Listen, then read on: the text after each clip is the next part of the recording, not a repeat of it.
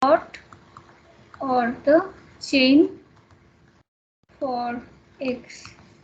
Now we have to find the average chain length or expected bin length or slot length for this perfect hashing scheme. Okay, so now what can be the condition? First is when, so we need to find the expected size of bin. So first case can be when this x, when I am taking a key, but that key is not stored in the hash table. This can be a case. So suppose x is not stored in the table. So in that case, what I will do? So say to write it.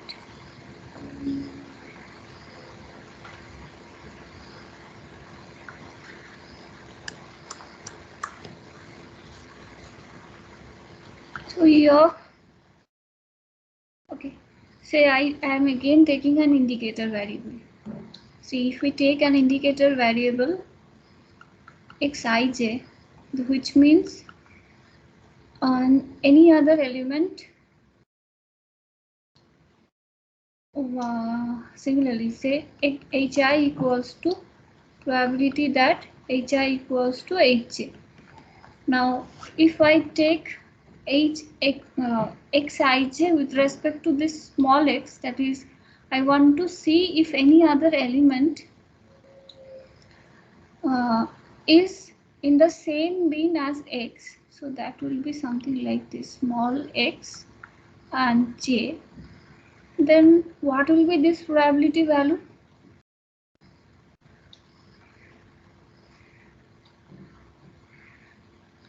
This is what?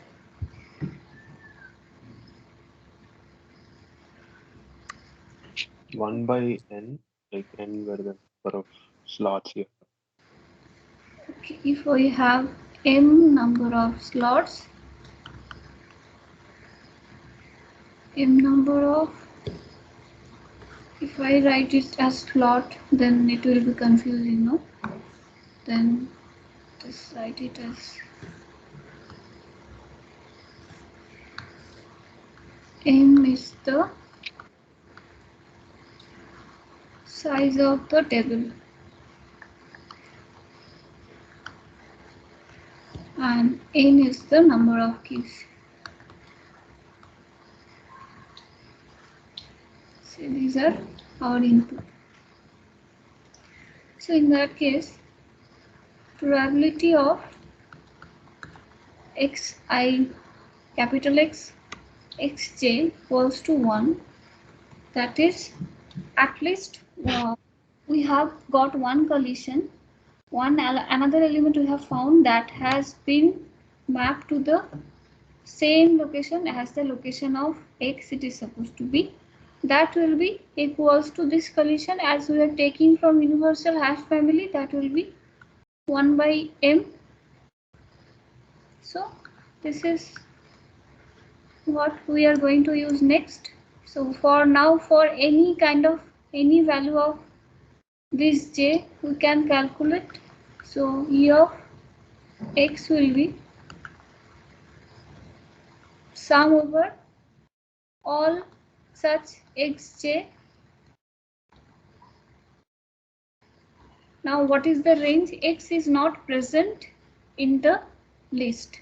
So j varies from, j is all other elements, as x is not included in the set. So j varies from 1 to n, all possible elements. That means what? N by n. N by n. 1 to n, 1 by m. So it is n by m. So if x is not stored in the table, which we represent as x is not included in the set, then it is n by n. Another condition will be there when it is included in the set, x is stored in the table. In that case, the calculation will be similar, but here what we will do, we have already stored that element in the in that chain. So it might be any of those elements. So maybe we can consider that it is the first element. So the remaining elements, for them we have to consider the collision. So this E of x will be 1 plus j now varies from 2 to n. The remaining elements E of xj, this is 1 plus, what is this, n minus 1, right? N minus 1 by n, isn't it?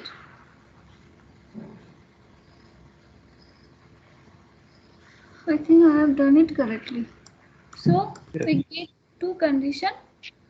First condition is if x is present in the table, then the expected search length will be alpha, that is n by n. If it is not, if it is present in the table, then it is 1 plus n minus 1 by n, that is 1 plus alpha minus 1 by n. And if it is not present in the table, then it will be alpha. Now depending on how we are setting the value of n and m, we can check how many elements we have to search.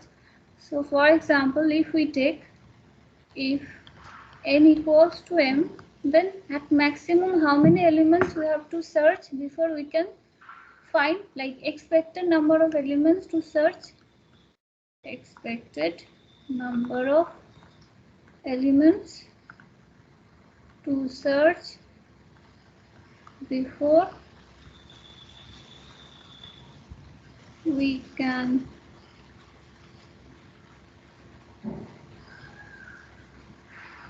decide is either it will be n by m, which is 1. In that case, we know that it is not present. Or if it is present, then 1 plus n minus 1 by m, right? So if we take it is m, maximum is m by m, means 1 plus 1, 2 elements. So just by checking 2 elements on average, we can decide whether the element is present or not. And if it is present, we can find that. That's why it is called the perfect hashing scheme. But so it will be, so this is the time to find any element is constant. Now suppose we are having, what will be the worst case situation here? Suppose we are having root n number of elements in each bin. In that case, it will be creating the worst case situation. So worst case is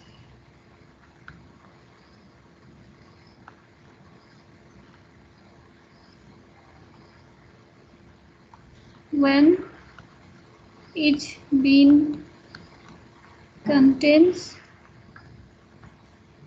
root n number of elements.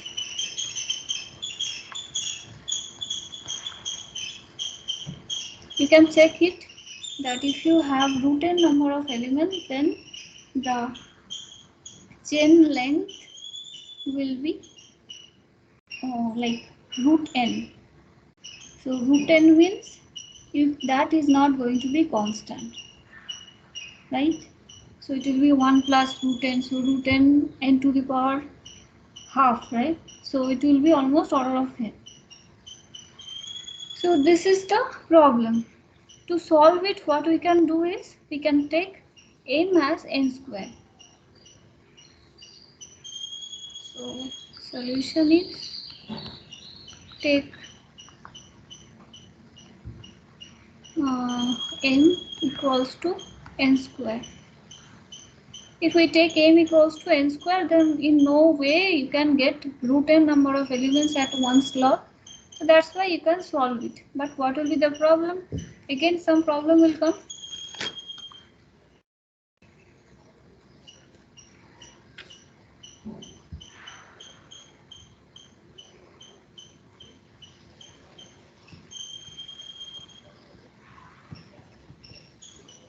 Or maybe I can take m greater than equals to n square.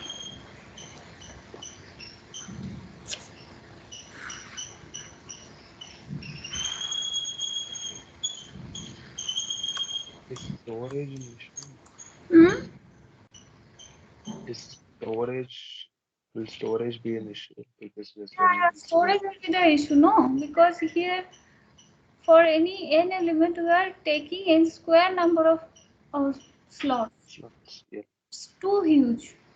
Not even like worse than the open addressing scheme. In open addressing scheme, we have to take order of n as the size of the hash table. That was bad, so we didn't use that. Now we are telling that to have perfect scheme, we are going to take m as greater than equals to n square. This is too bad, so this solution is not acceptable. But before that, we have to first prove that if we somehow take, if we have any very small size n, and if we take m greater than equals to n, then is it actually perfect? So we have one lemma to prove, that is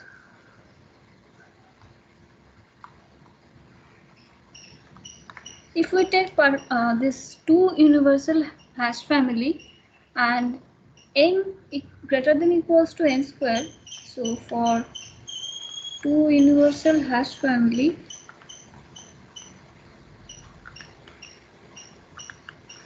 with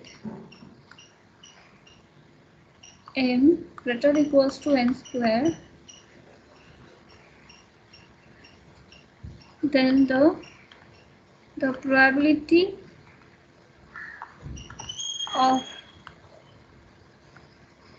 h is I am taking from this two universal hash family, h being perfect is greater than equals to half.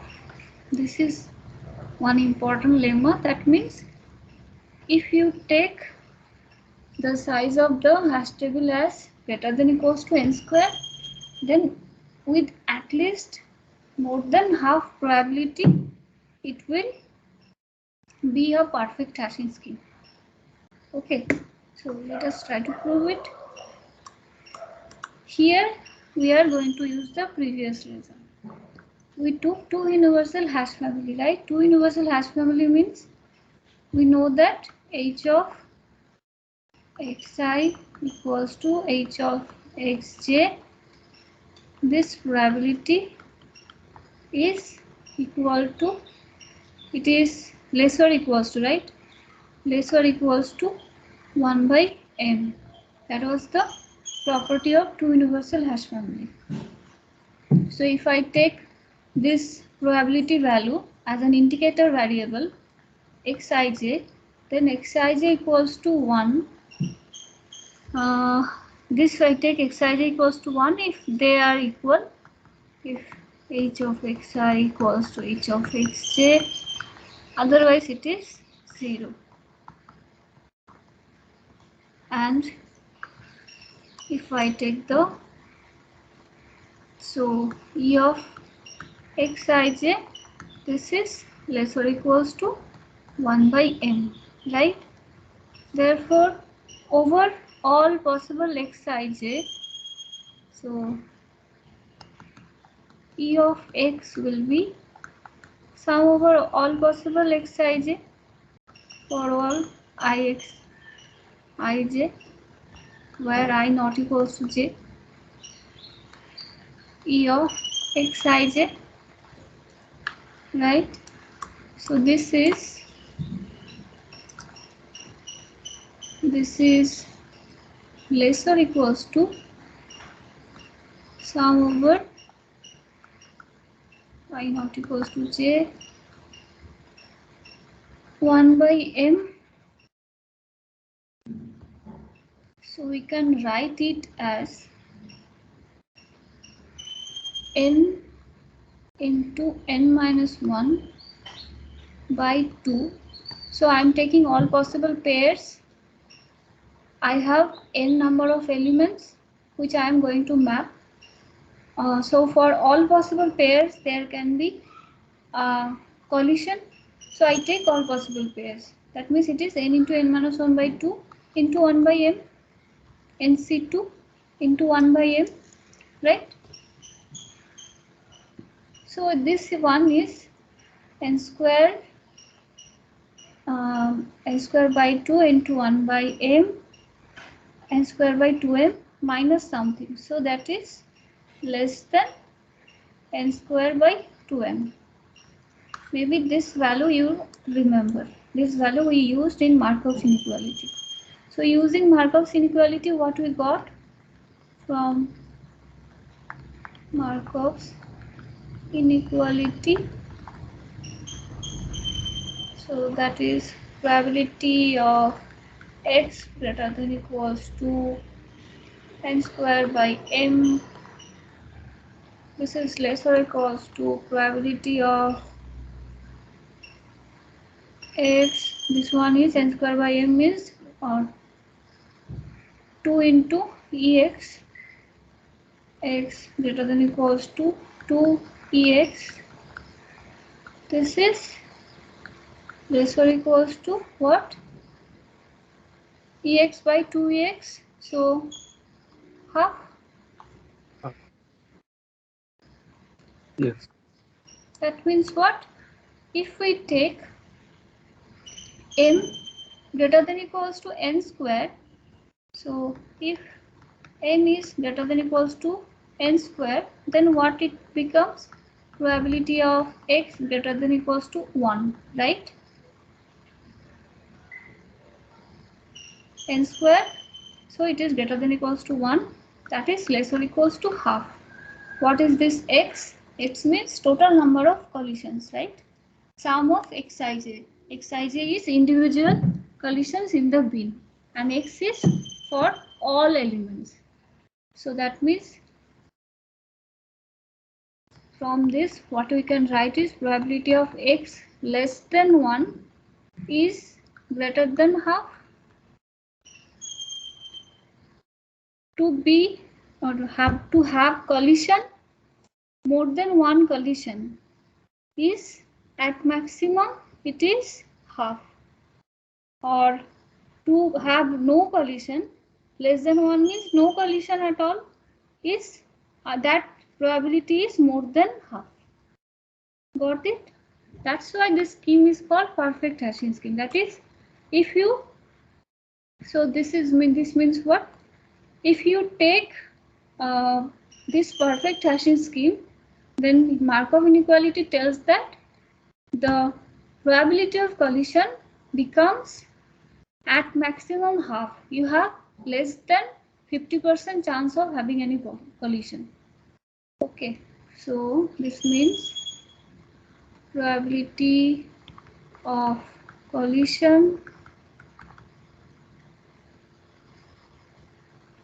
is less or equal to half, or probability of having no collision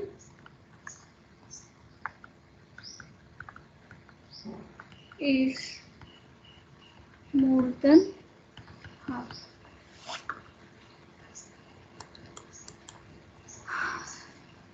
Now we can design a LaVegas algorithm.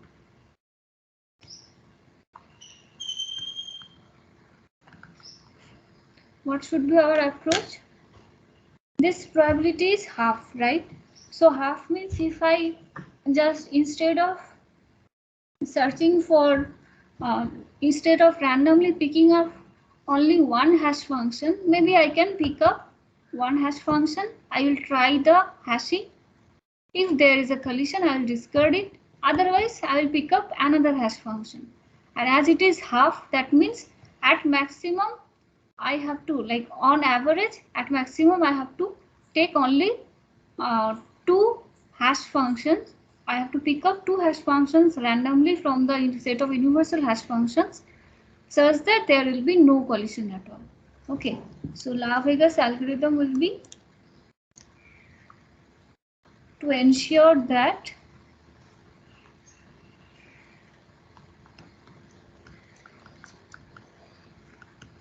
the two universal hash family hash function gives no collision for the given set of keys. How you can do it? You have to look for at maximum two hash functions from H chosen uniformly at random. Is it clear?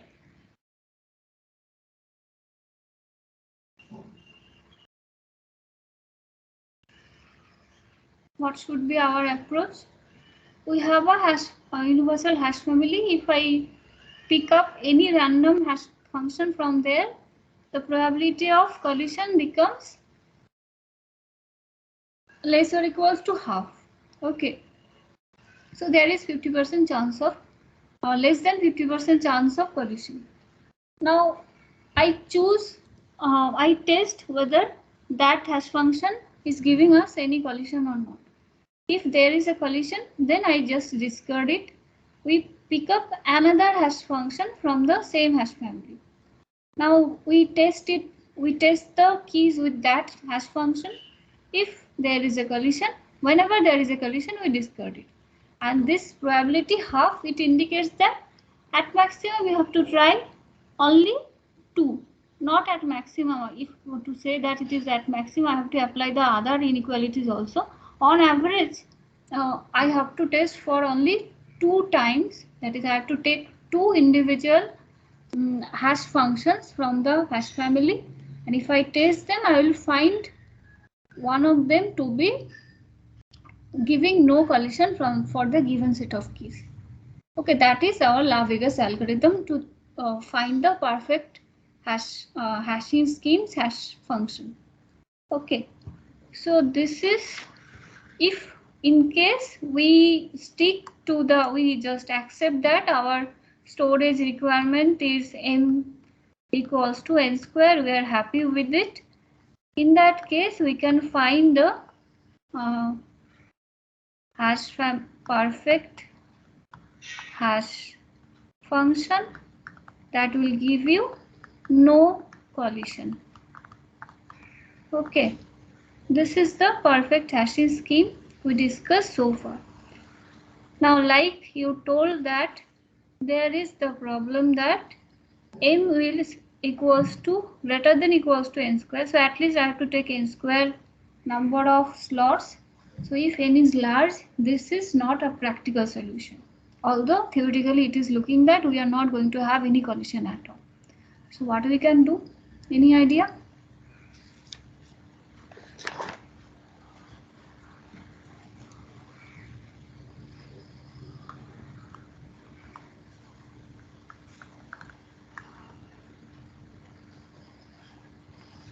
Anyone, any idea? What we can do? So what is our requirement? Our requirement is we want to have no collision at all. No collision, but not this order of n square space. In fact, we want lower bound as n space to store n items. Right, this is our requirement. We want perfect hashing, but without using n square amount of space. Can you think of any solution?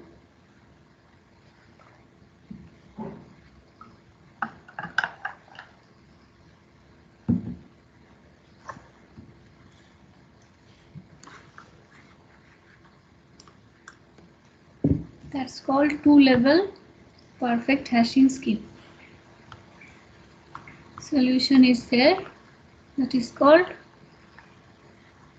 two-level scheme for perfect hashing. This is very simple. As you have seen that it is two-level. That means there are two hash functions to be involved. One will be in level 1, another will be in level 2. For the first level, what we'll do is you will choose one hash function. So you have n number of elements or keys. For them, you choose first, say,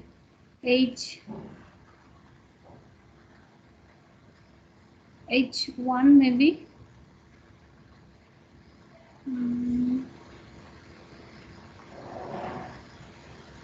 Okay, Hi, where I is the particular element. Hi is the two universal hash function for storing n elements to m slots. Okay, this is our first step. Now, while choosing this universal hash function, what we have to consider is we know that if it is universal hash function, then 1 by m is the collision probability, right? So we want that this hash function should not have more than order of n number of collision. So condition is this function should not have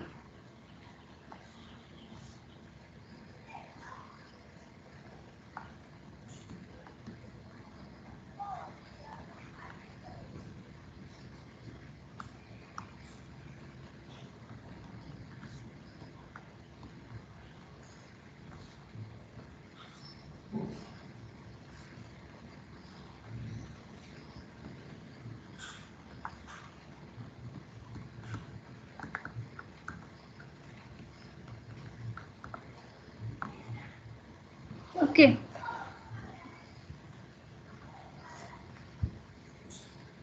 I'm doing something wrong.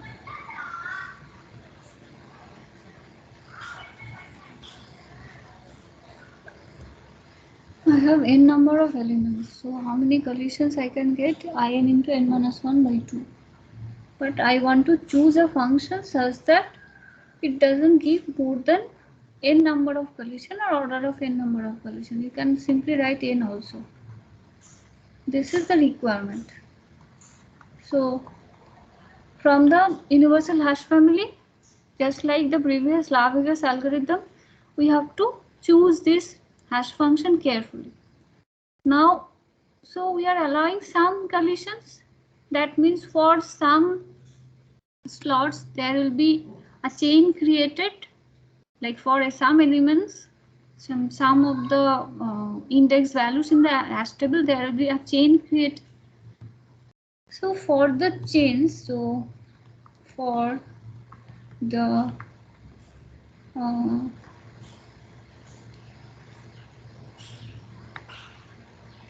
elements who had collision.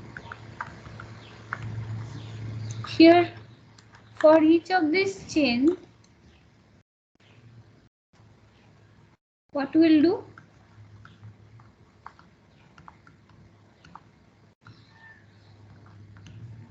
We apply perfect hashing scheme with the with the size of the, we apply totally different hash family now.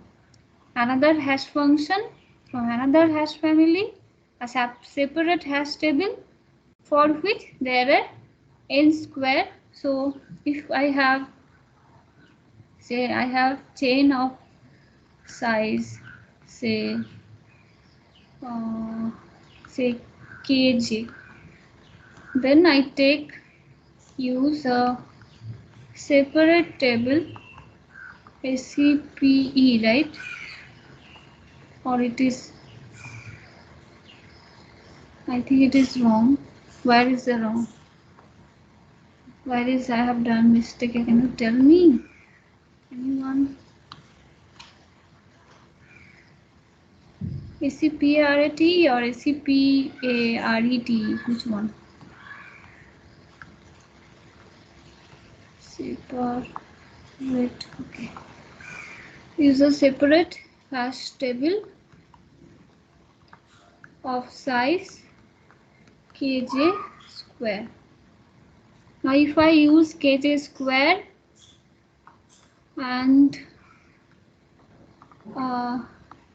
two universal hash family. Now using the previous Larvigas algorithm, I can ensure that for this hash table also there is no collision. Specifically for this hash table there is no collision at all. So here again use Larvigas algorithm to choose the hash function such that there is no collision.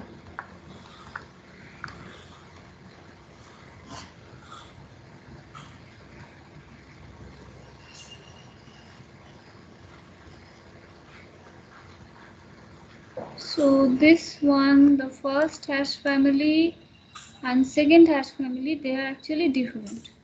So we can name that this one is H P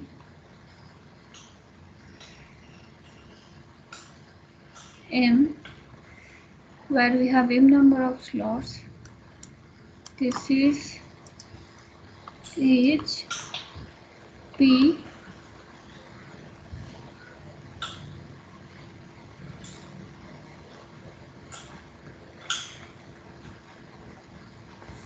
if I am using kj square as the size, okay, then kj square it will be.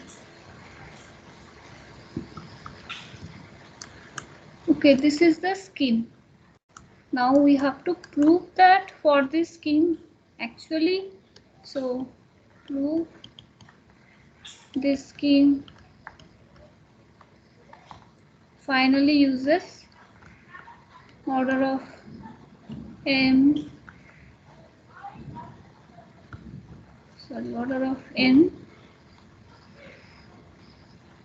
space. This you have to prove. Now you tell me so far what is the doubt. You are supposed to have some doubts.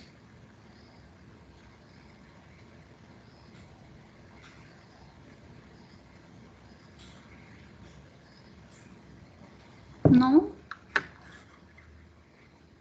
Nothing? Are you even there? Yes, ma'am, we are there. Okay. Today Saloni is not there. I can feel that. At least she will be speaking something.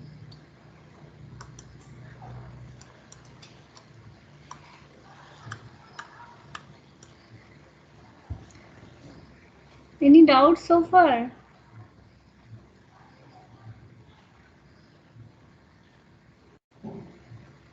Or you are again, we are going to tell that we'll see the recording and then we'll get back to you.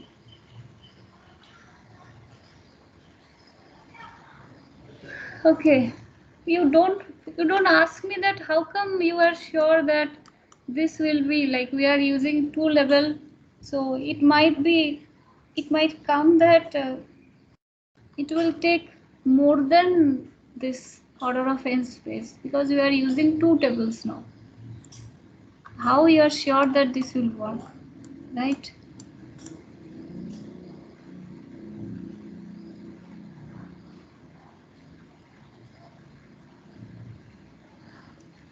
Okay, for the first key, what we do is we used this a hash function such that it has n number of collisions, right?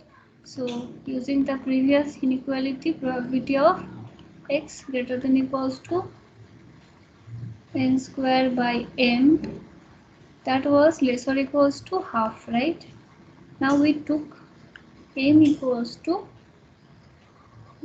say m equals to, we take n. So if we take m equals to n, then probability of x greater than equals to n, that is less or equals to half. So we can choose a function such that the elements have no more than n number of collisions. Just using this, x greater than equals to n is less or equals to half. That means there will be something for which x less than n is more than half. Probability of number of collision to be less than n, that is more than half from the definition of probability. One probability, if one part of probability is there, another part of probability will also be there, right? So then you are going to use again the randomness and you just pick up from the universal hash family. So you are going to use HPM, where m is n here. So this is HPN. Using this, you are going to pick a good HJ. Okay, now for this HJ, you can have n number of collisions. Now, if you have n number of collisions, that means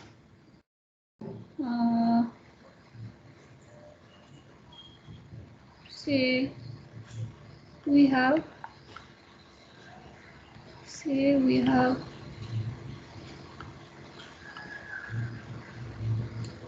number of beans created by the collisions, right? In that case, so if total C number of beans are created, we have say this, okay, ith bean is Ci. Ci is the number of elements in the ith bin.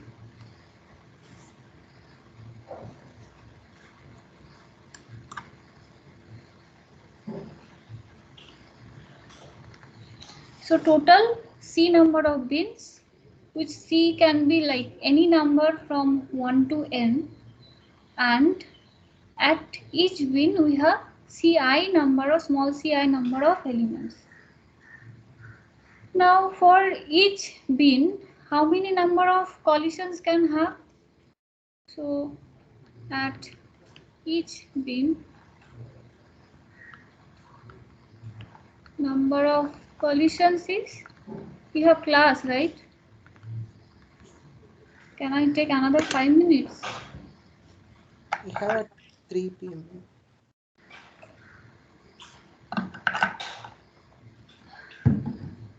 I have to prove this. This proof will be this.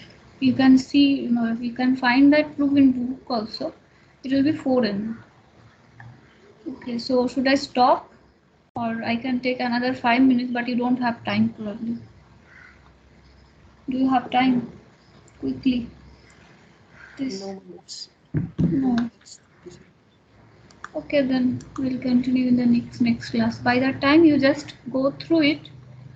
I am supposed to have some doubt from you, but you are not telling anything, so I am disappointed.